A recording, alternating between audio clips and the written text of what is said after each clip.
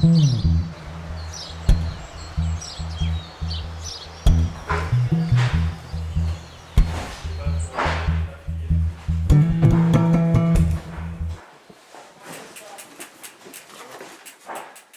donc moi je m'appelle Quentin, je suis depuis un peu plus de 3 ans à la ressourcerie de Foix.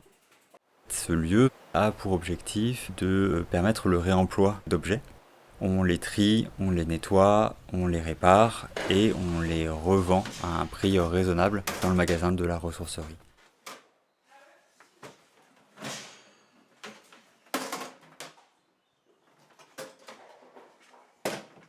Ça faisait un petit moment que ça tournait dans la tête de l'équipe. Quand on sait que les biodéchets, ça représente un tiers de la poubelle classique, on s'est vraiment dit que c'était un point important sur lequel jouer. Et du coup, il y a eu un premier travail un peu de lobbying qui a été fait auprès de la mairie de Foix et du SMECTOM pour mettre en place des composteurs partagés. Mais par contre, ces composteurs partagés, ils sont vraiment dédiés aux habitants et habitantes du territoire et pas du tout aux professionnels. Or, les professionnels produisent beaucoup de biodéchets. Et notre objectif était de trouver une solution qui permette notamment aux restaurateurs du centre-ville de Foix d'avoir un exutoire pour leurs biodéchets. Du coup, on a cherché à développer une collecte qu'on a voulu en mobilité douce. Et donc il y a eu un appel à projet qui a permis d'avoir du financement de la part de la région notamment, qui nous a permis de prendre du temps pour développer cette solution et pour acheter du matériel qui permettait donc de lancer le projet.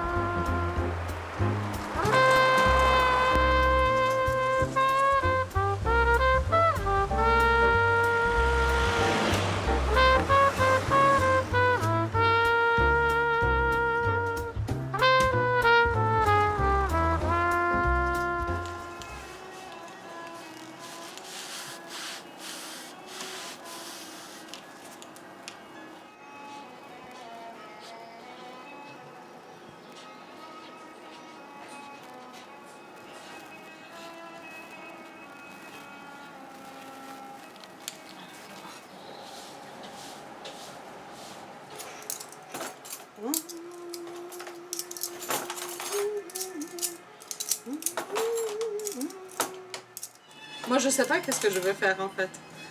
C'est vraiment là, quand je vais au marché, j'ai envie de ça, on prépare ça. Et puis on prépare ça sur 2 jours et après, boum, on change.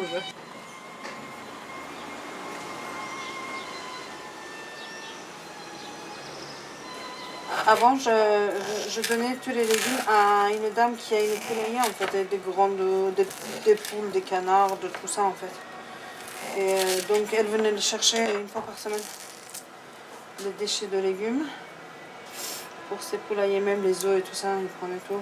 Et ils étaient contents, ils me disent qu'ils font des... Ils m'emmenaient de temps en temps des boîtes de douzaines d'œufs. J'étais contente, moi aussi.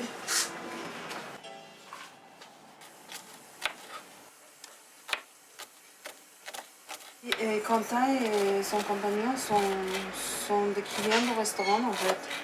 Ils viennent assez souvent. Donc il m'a parlé de projet et vu que j'avais déjà mis ça en marche avec la dame qui avait le poulet. Donc j'étais avec grand plaisir. Parce qu'on n'en pouvait plus. La dame, je pense qu'elle a été gênée de dire j'arrive plus. Elle aussi, elle avait la peine que moi je jette les légumes. Mais elle était en difficulté aussi pour venir rechercher. Et moi, j'avais besoin aussi de quelque chose qui soit vraiment tout le temps là, parce que c'était vraiment, ça me faisait la peine de jeter tout ça. Donc, dès qu'il m'a dit qu'on fait ça, je dis ah, avec plaisir. C'est important en fait, c'est très important en fait, que les gens, qu'il y ait quelque chose pour les autres après, que là, ça se recycle, ça revient. Et que quelqu'un d'autre en profite de toutes choses, hein. Pas que des légumes, de toutes choses. Parce que c'est pas que nous qu'on compte en fait sur cette terre. Il y a les enfants, qui vont en profiter aussi. Il faut laisser toujours quelque chose pour les autres aussi. Si on prend tout et qu'on qu'on fait des dégâts partout, là, il n'y aura plus rien après pour nos enfants. Ils étaient d'accord avec moi.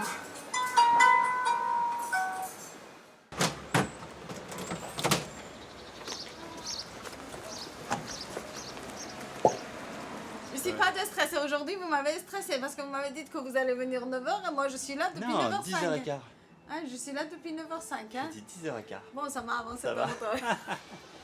Et, C'est pas grave. Oui, bah oui, on a essayé de venir manger l'autre jour avec des copains et J'étais on fermée. était fermé, mais Oui. c'est pas grave. En fait, on a beaucoup travaillé le dimanche, Ouais. midi et soir, donc ça restait plus rien vu que c'est les produits frais, donc j'étais obligée d'aller Rupture faire de les stock. courses. Voilà, oui. Parfait. Mais là, on est là, ça y est.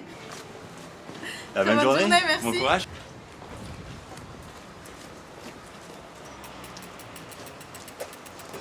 L'été dernier, on a commencé à faire un test. L'objectif était de réaliser des tournées pour pouvoir mesurer le temps et la quantité de travail que ça allait nous demander pour pouvoir proposer un prix qui était au plus juste, c'est-à-dire un prix sur lequel nous on est à l'équilibre et où en même temps on n'assassine pas les restaurateurs et où c'est pas une charge trop importante qui pourrait les mettre en difficulté.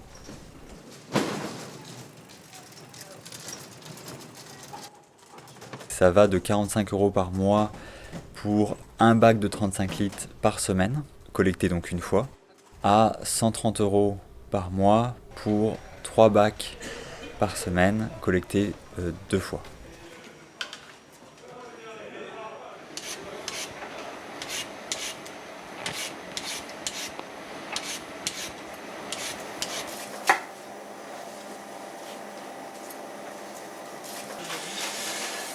Alors aujourd'hui je prépare la garniture de mon cabillaud qui est à la carte. Donc j'ai fait préalablement les carottes qui sont au four. Je fais de l'artichaut, je sers avec des asperges, aubergines, courgettes.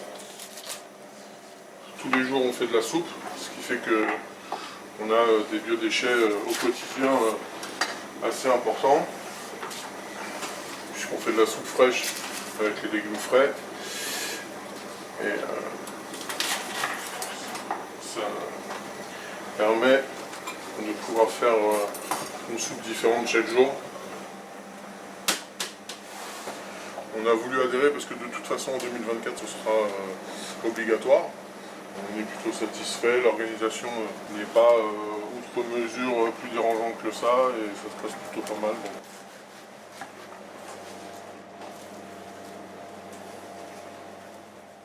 Après, toutes les structures ne sont pas spécialement adaptées, mais Quentin a eu l'intelligence de venir voir comment ça se passait, enfin, l'espace qu'il pouvait y avoir, et puis ce qui pouvait nous adapter de mieux pour nous.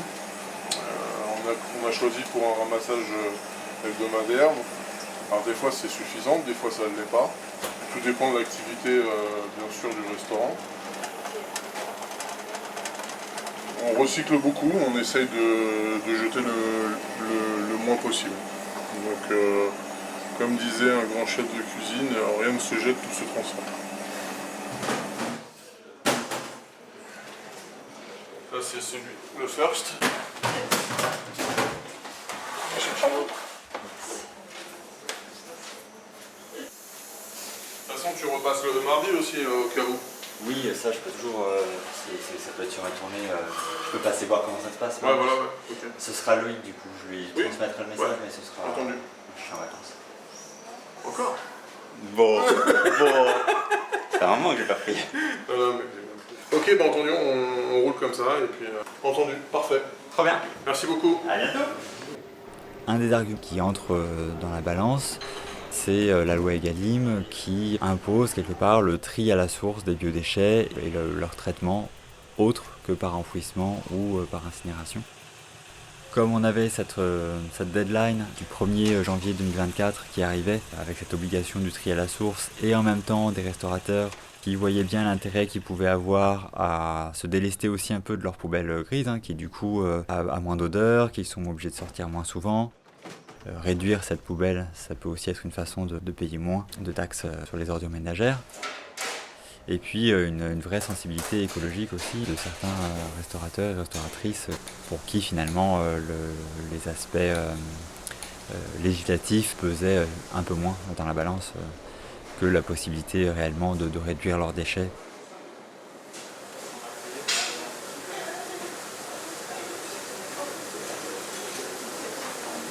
Vous êtes ici dans le laboratoire de la pâtisserie Mazas. Ça fait 100 ans qu'ils sortent des gâteaux d'ici et des déchets. Puisque le travail, ça va aussi avec des déchets.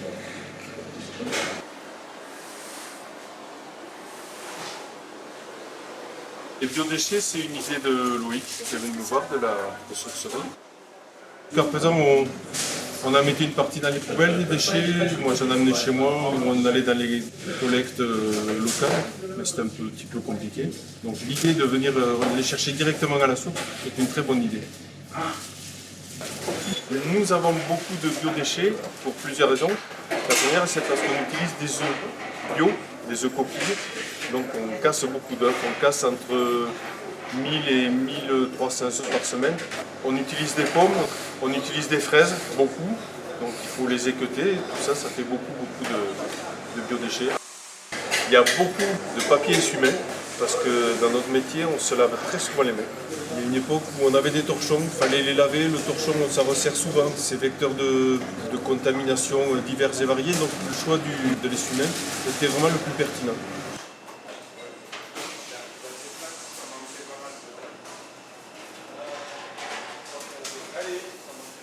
Les gens sont plutôt de bonne volonté dans tout ce qui concerne les biodéchets. Il suffit d'être bien accompagné et que les communes et les mairies viennent nous voir pour voir comment on peut faire la collecte.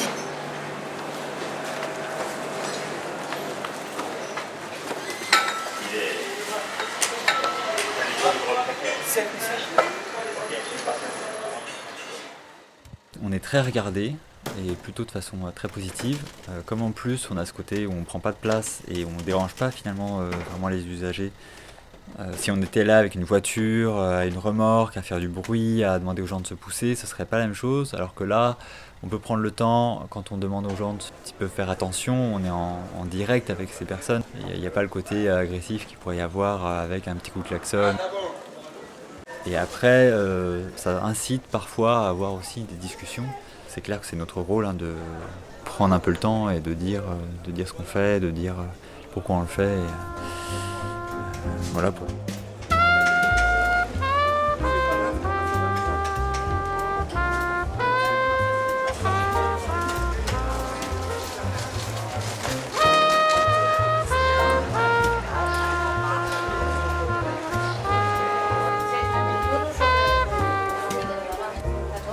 Merci. Salut Quentin.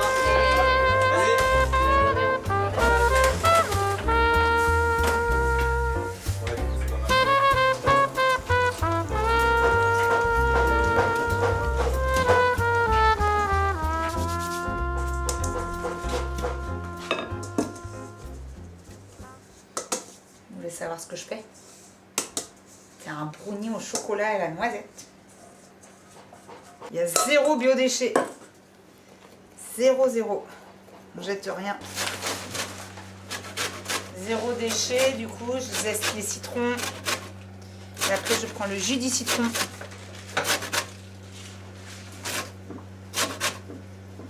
Moi, c'est vraiment mon truc. Enfin, j'adore ça, c'est comme ça que je finis chez moi. En fait, moi, j'adore tout ce qui est en train de s'abîmer. Je suis toujours la dernière. J'utilise rarement les trucs frais, quoi. Les trucs frais, c'est les autres. Et puis tout ce qui reste, j'en fais quelque chose. Voilà, je caricature un peu, mais c'est ça. Enfin, en tout cas, moi, c'est vraiment mon dada. Donc, je le fais depuis le début. Les fans de radis, ça finit en pesto et en soupe. Les restes, ils sont toujours remaniés avec d'autres choses, d'autres saveurs, d'autres couleurs et tout ça. Qu'est-ce qu'on fait d'autre? Les jus de cuisson aussi, ça se réutilise. Tout se réutilise en fait. Pas grand chose qui se réutilise pas. Tiens Corinne, si tu veux, il y a ça qui est. T'as pas besoin de le laver. Laver les... Si tu veux la râpe pour. Je pensais râper les patates. Râper les patates. Est-ce qu'à la place d'une crème végé, tu mettras un peu de, Ah oui. un peu de lait? Ouais. Il faut qu'on l'utilise. Allez, je mets ça. S'il y a un œuf, je mettrai un œuf aussi. C'est quelque chose que j'ai appris ici en fait. Voilà. Ah, ça fait tellement plaisir. C'est vrai que c'était, bon, je compostais, hein, mais je me posais moins de questions sur le zéro déchet et effectivement une façon de cuisiner que moi j'avais qui était quand même plus traditionnelle. Enfin, je vais appeler ça comme ça, quoi, que j'avais depuis l'enfance. Et là, je suis en pleine découverte qu'on peut faire autre chose et autrement. Alors, j'ai rien connu de aussi avancé ailleurs. Je connais une ville où il y a du compostage, mais c'est assez opaque sur qui le gère. C'est pas un projet comme celui de la ressourcerie qui est porté par une asso, etc. Ils donnent à tout le monde des sachets biodégradables, donc tout le monde a quand même son plastoc, mais ses trucs dans son plastoc. C'est pas hyper fun, et puis surtout on sait pas où ça va. Après, ce qui serait améliorable, je dirais il en faudrait plus. Il y a des fois les composteurs sont pleins. Et je pense plus aussi d'éducation et de pédagogie. Parce que s'il y a du sens et si ça va vraiment de la terre à l'assiette et de l'assiette à la terre, quoi, quelque part, là tu boucles la boucle et du coup tu œuvres vraiment pour la réduction du gaspillage alimentaire si tu proposes aussi de la cuisine, quoi. Enfin, de montrer qu'est-ce que c'est qu'est-ce que ça peut être en fait de la cuisine zéro déchet, quoi. Voilà. Avec aussi un travail de fond, parce que aussi tout ça c'est cuisiner, ça veut dire avoir du temps, donc ça impacte, c'est pas le cas de tout le monde, ça reste pas non plus une conscience et un privilège de riches, d'éduqués, de tout ça quoi. Moi, disons pour moi le biodéchet c'est pas une fin en soi, moi c'est ça le fil que je tire, c'est que moi je suis pour le zéro compost aussi, tu vois. Moi, je suis assez d'accord. En fait, ce qu'on doit viser, c'est vraiment le minimum de déchets, y compris le compostable.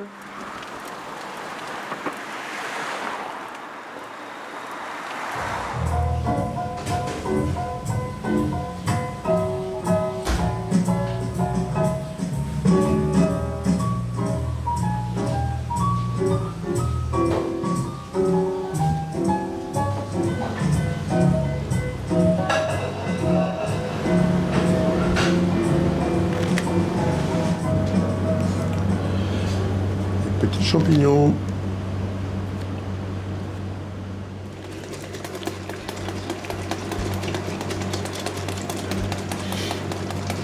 Voilà, là, on fait un petit velouté aux épinards. Et après, on surmontera avec une asperge verte, pour rester dans le monochrome du vert. Ce week-end, j'avais fait du petit pois. Petit pois et salade, une sorte de petit pois à la française. Et c'était notre mise en bouche. Et aujourd'hui, mardi, voilà, on va rattaquer sur du vert avec les épinards que je viens de recevoir là il y a un quart d'heure.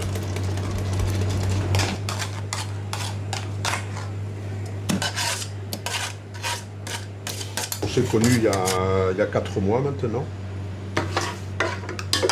J'avais fait passer un article sur la presse locale et j'ai été un peu piqué au vif parce qu'il se plaignait justement que les restaurateurs ne jouaient pas le jeu justement sur les biodéchets. Donc mon sang n'a fait qu'un tour et du coup je les ai appelés, le lendemain je les ai appelés suite à ce petit article qu'ils avaient mis sur la presse. Et donc on a repris contact dans la semaine et puis on a lancé l'opération. Et voilà, et puis ils sont super sympas, ça se passe très très vite, ils nous passent une fois par semaine. Donc ils nous posent le vide et ils reprennent le plein. Nous déjà on fait des économies parce que du coup on remplit moins nos poubelles. Et ça sert donc après pour faire du compost. D'ailleurs je voudrais bien qu'ils m'invitent un jour pour voir comment ça se termine. Leur compost là pour voir où ça part dans les jardins et voilà. Bon mais moi je suis content, on va regoûter quand même, parce qu'un cuisinier il faut que ça goûte. Il faut que ça goûte un cuisinier.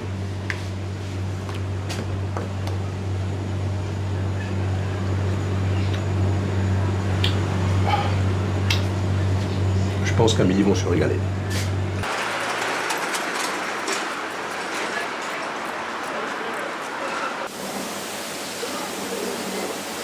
Salut toi. Bah ouais, ça regarde. je peux la remplir. J'ai oublié de ramener avec le dame. C'est vrai? Ça va pas de place, ça. En manque. Bon, non, j'en ai d'autres, heureusement. Bon, mais ok, allez. Et bon, c'est quoi le menu aujourd'hui du coup? Surprise, toujours. Toujours la surprise du chef. Bon, ben tout est propre et nickel. Ben, merci, Quentin. Et ben, Et à la prochaine, à alors. la prochaine, ouais. Allez, t'as un joli casque, dis donc. Ouais, merci. Allez, salut. Merci.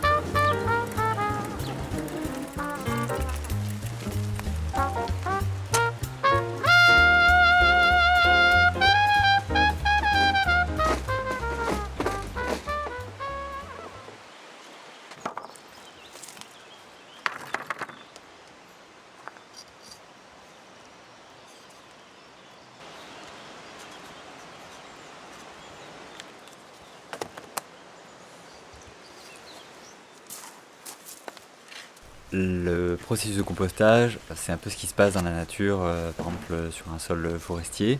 La différence avec nos déchets, c'est qu'ils arrivent à un endroit d'un coup.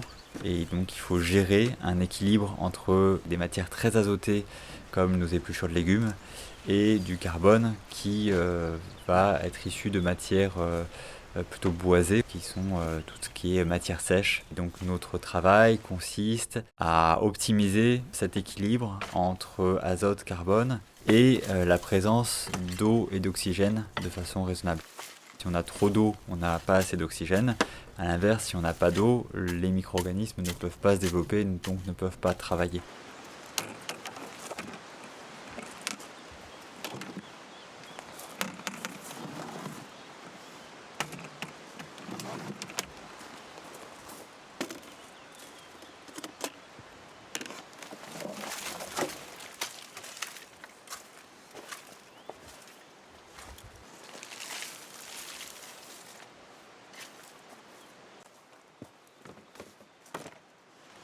Beaucoup de sopalin. C'est un peu de challenge pour nous. Parce que ça se compacte et ça se dégrade difficilement. Mais je pense qu'on est en train de trouver un fonctionnement qui permet de ne plus avoir trop de résidus. Mais par contre, ça demande 2 fois plus de travail que si on n'en avait pas, quoi.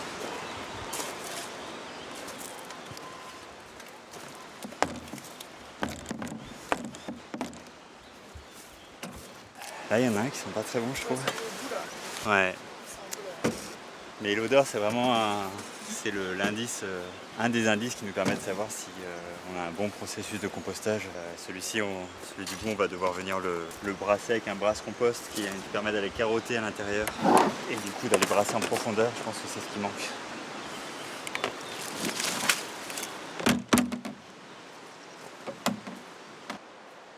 Là, on est confronté à une problématique législative. Dès lors que l'on fait une collecte, c'est-à-dire dès lors que c'est nous qui allons dans un restaurant prendre un bac, le mettre dans une remorque et le composter même sur un site qui est à proximité, on passe dans un cadre législatif qui est beaucoup plus compliqué et qui nous demande notamment un agrément sanitaire. Donc la demande elle est en cours, là, on est en train de finaliser le dossier pour pouvoir l'envoyer. Et après, on ne sait pas vraiment à quelle sauce on va être mangé. Si ça va nous demander de faire des investissements importants, notamment pour la construction, le développement plutôt, d'une station de lavage plus efficace. Ça, on ne sait pas si le site de compostage qu'on a aujourd'hui va être suffisant, si on va devoir acheter des sondes connectées pour mesurer toutes les 3 minutes la température à l'intérieur des composts, ou si on va pouvoir, d'une autre façon, avec du matériel moins onéreux, justifier de la bonne hygiénisation et montée en température du compost. Et ça aura peut-être aussi une répercussion sur la stabilité financière du service qu'on propose, et donc sur soit le tarif, soit l'existence de ce service à long terme.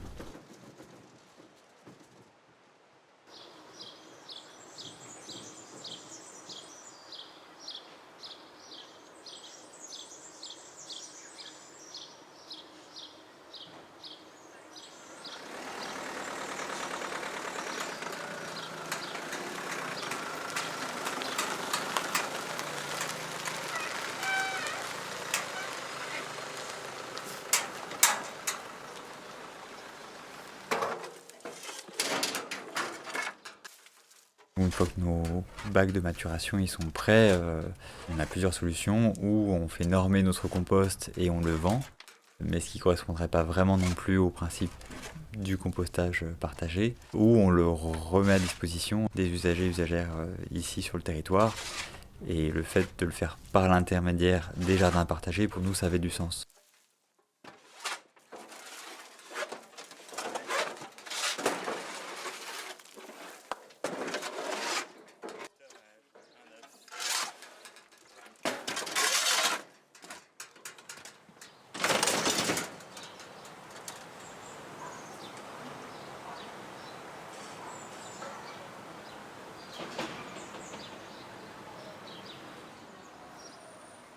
Récemment, je suis allé visiter le site de Mans. Il me semble qu'ils espèrent aller jusqu'à 2030 ou 2035. D'après ce que j'en ai compris, il n'y a pas de solution de plan B après Mans, si ce n'est envoyer nos déchets plutôt dans la région toulousaine pour de l'incinération. Et c'est vrai que moi je trouve ça un peu alarmant qu'aujourd'hui on ne soit pas en capacité au moins de lancer des discussions. On a vraiment l'impression que on verra plus tard quand on arrivera à saturation, il faudra trouver une solution d'urgence et je suis pas sûr que dans l'urgence on prenne toujours les meilleures décisions.